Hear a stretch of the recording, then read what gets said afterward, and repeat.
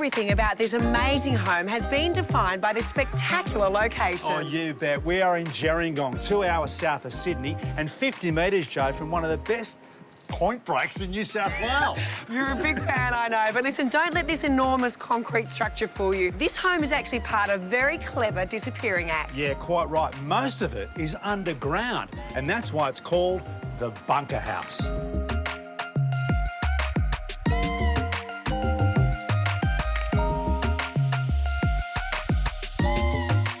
Now, up and down the east coast of Australia, there are a lot of dormant concrete World War II bunkers from which this house derives its name.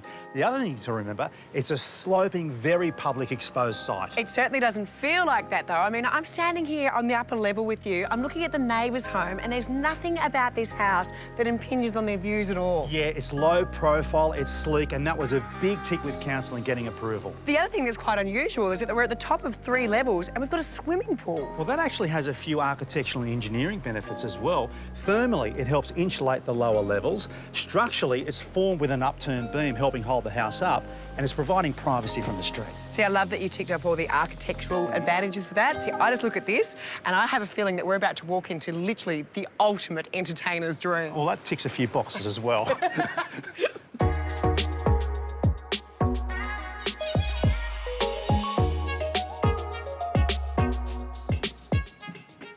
Whoa, I was not expecting that. That's a surprise, isn't it? You never get used to that. No. That's an internal skylight here, getting valued light down into those areas underground. Stop looking down. You need to look at this. This is stunning. Yeah, this is the internal expression of those beautiful hovering concrete planes. It is beautiful. But the genius is he's somehow managed to make concrete look delicate. I mean, here it's floating above this beautiful glass panel. Yeah, Jack, that's the elegance in expressing the engineering, the idea of heavy things being held up by light things, and that's the definition of sleek, modernist coastal architecture.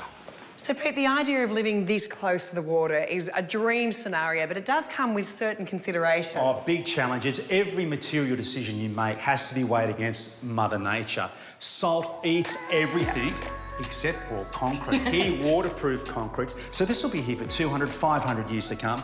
No maintenance, no painting. And then you combine it with glass, steel, and then warm up the interiors with timber, and you can't go wrong. But this is such a cool feature of this home. This is black, but really cleverly, though, it's a veneer put on and then a router being put through it. So it looks like it's vertical board. It's really clever. I love that you can see through to the butler's kitchen. I mean, it gives such fabulous depth to this entertaining area. It's unusual, isn't it, Joe? The butler's pantry actually celebrates this area. But the thing to remember here, everything is playing second fiddle to this spectacular coastal and landscape view. I've just realised, too, that these horizontal planes are echoing that horizon line and then evolving into framing this northwestern view, which poses its own problems with the setting sun. Yeah, but that's all right. They've already thought and considered that. They've got double glazed smart glass. They also have the eaves set at an angle that make the most of blocking out the high summer sun, but still allowing in the lower winter sun, so it heats up the concrete here with the thermal mass. I mean, amazingly, in this home, this is the only level where you might need a little bit of heating or cooling. The rest of the house looks after itself. Yeah, there's some of the micro design decisions that had to get right environmentally. But for me up here, the entry linking into that grass area, the pool and deck, they're the big macro planning decisions that you had to get right to start with, and they did it well here.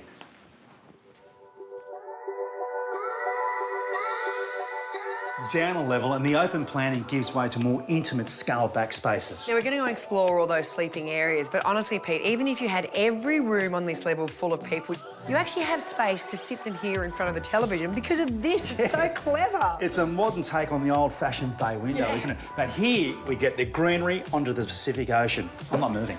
We have to. Come on.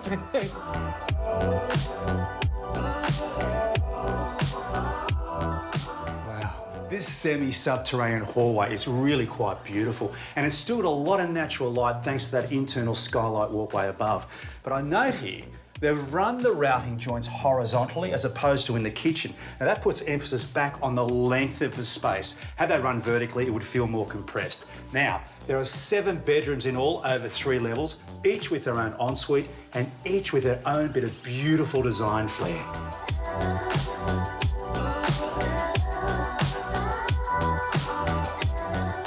Now, we have seen some pretty impressive bathrooms in our time, but here in the master bedroom, I think this bath with that view takes the cake.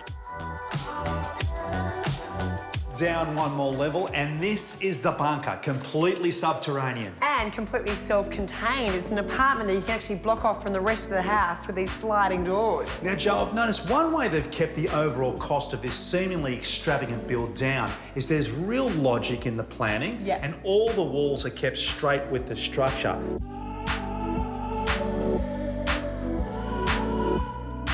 Stepping into what normally would be the garage area, it's a second kitchen, dining and living area. And they've even managed to, on this bottom level, get natural light in here via these 3 skylights, the top of which were actually in the middle level garden beds. And the whole home, Pete, is fully automated, so it doesn't matter which room you're in, if it overheats, the windows or the skylights automatically open up. Speaking of everything that opens and shuts, that is a bit Thunderbirdy, right? Thunderbirdy, that's James Bond. I love this so much.